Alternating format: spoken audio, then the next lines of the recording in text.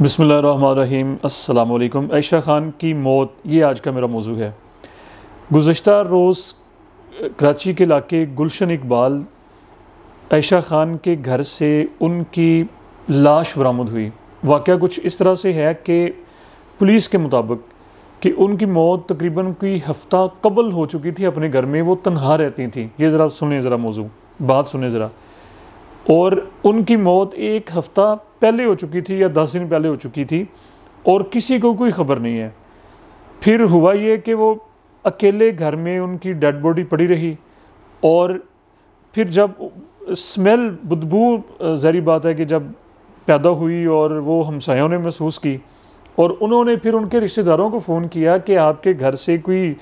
इस तरह से कोई स्मेल आ रही है, बदबू आ रही है। तो उसके बाद फिर जब आके देखा गया तो वो अपने बेडरूम में मुर्दा हालत में मौजूद थी और पुलिस ये कह रही है कि कोई 8-10 दिन पहले ही उनकी मौत वाक़या हो चुकी थी और वो मुर्दा हालत में अपने बेडरूम में पड़ी हुई थी। अब ज़रा आयशा ख़ान को बहुत सारे जो लोग नहीं जानते वो ये सुन लें कि वो माजी की मशहूर एक्ट्रेस हैं, मशहूर मरूफ एक्ट्रेस हैं और उन्होंने अपने करियर में बहुत सारे कामयाब ड्रामे किए जिनमें मेहंदी, फैमिली 93 और उरूसा, ये उनके करियर के बेहतरीन ड्रामे हैं। और वो उनके बारे में ये है कि वो काफ़ी ज़्यादा, उनके पास मालो दौलत भी था, बड़ी बड़ी गाड़ियाँ भी थीं और वो अपने रिश्तेदारों का बड़ा ख्याल भी रखती थी। और उनकी बहनें भी इस वक्त शोबिस में हैं, 2 उनके बेटे भी हैं और वो भी काफ़ी ज़्यादा मालदार हैं। इन तमाम मतलब कि चीज़ों के बावजूद, इन तमाम सहूलतों के बावजूद ये अलमिया कैसे पेश आया, ये हादसा कैसे रूनमा हुआ कि एक इंसान 8 या 10 दिन अपने बेडरूम में, अपने ही घर में अजनबियों की तरह सिसक के बेचारगी की हालत में और बिल्कुल बेसहारा और बेयारो मददगार, जिसको कोई उसकी मदद करने वाला नहीं। ज़रा हम अगर चंद मिनटों के लिए ये ज़रा हम सोचें और ये एक इमेजिन करें, ये तसव्वुर करके ही हमारे रोंगटे खड़े हो जाते हैं कि एक इंसान मर रहा हो, आखिरी वक्त हो उसका, और उसका कोई अपना या दूर का रिश्तेदार या कोई बेगाना या कोई दोस्त उसके पास उसके मुंह में पानी डालने वाला ना हो, उसको हौसला देने वाला ना हो, उसके सराहने खड़ा होने वाला ना हो कि आपका ये सफ़र आखिरत है, आप अल्लाह की हुजूर पेश हो रहे हैं। और आप मतलब उस वक्त इंसान को एक हौसले की मौत आसान हो जाती है। हम क्यों दुआ मांगते हैं कि हम कहीं हमें बाहर की मुल्क में मौत ना आ जाए, हम ऐसे सफ़र में ना, अपने घर में अपनों में जो मौत होती है वो मौत भी आसान हो जाती है। लेकिन ये एक सानिया, बहुत बड़ा ये सानिया, देखिए मौत, ये सच बात है कि मौत एक बहुत बड़ी हकीकत है, मौत एक अटल हकीकत है। लेकिन इस तरह की जो मौत है, जो तन्हाई की हालत में, जो बेचारगी की हालत में, एक इबरत उसमें हमें नज़र आ रही है। ये बताने का मकसद ये है कि वो अल्लाह की हुजूर पेश हो गई हैं। आयशा ख़ान, अल्लाह ताला उनकी मग़फ़िरत करे, उन्होंने जो कठिन वक्त और उन्होंने जो मुसीबत झेलनी थी और उन्होंने जो तन्हाई काटनी थी, ये मैं असल मेन चीज़ जो आप लोगों के सामने उन्होंने झेल ली है। क्या कोई हमारे मुआशरे में और कितने ऐसे केसेस हैं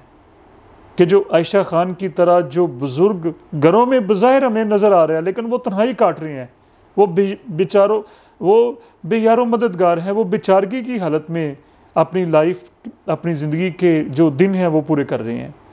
यहाँ पर एक चीज़, अहम चीज़, सरकार दो आलम सल्लल्लाहु अलैहि वसल्लम की हदीस मुबारका का मफ़हूम और आपकी पूरी सीरत तय्यबा जो है उसका पूरा एक ख़ुलासा फरमाया ये गया कि अपने बड़ों के साथ और ख़ास तौर पे अपने वालिदैन के साथ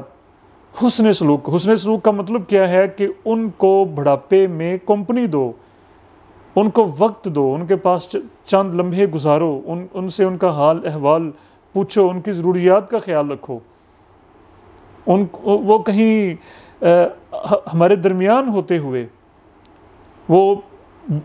तन्हाई का शिकार ना हो जाएं। ये इस वक्त का बहुत बड़ा इशू है कि हमारे, और ये ख़ास तौर पे ये बड़े शहरों में ये मसाइल, ये प्रॉब्लम्स हैं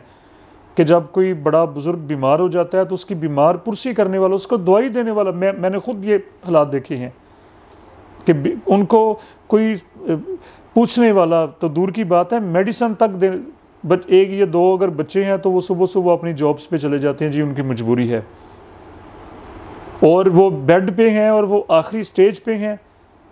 उनको उस वक्त सहारे की ज़रूरत है, इस वक्त उनको अपनों की ज़रूरत है। क्या जॉब से कोई महीना 10 दिन छुट्टियाँ लीव नहीं ली जा सकती? क्या प्रमोशन के चक्कर में और सैलरी के इंक्रीमेंट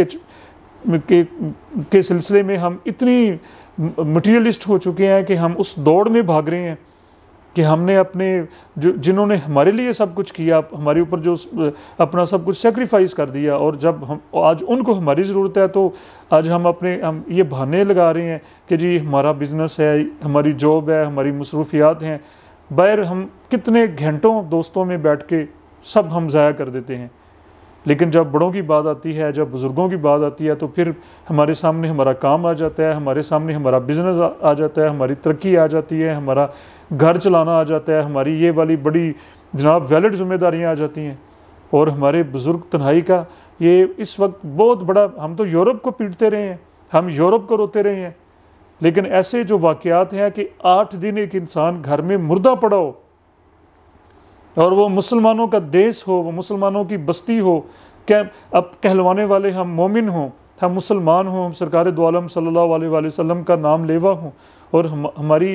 हमारी सोशल वैल्यूज़ ये हों, ये हमारी सोशल वैल्यूज़ हैं, या 1500 साल की हमारी हिस्ट्री हमारी ये है, ये दर्स हम सुनते हैं, ये वाज़ो तकरीर हम सुनते हैं, और बड़े बड़े हम नारे लगाते हैं,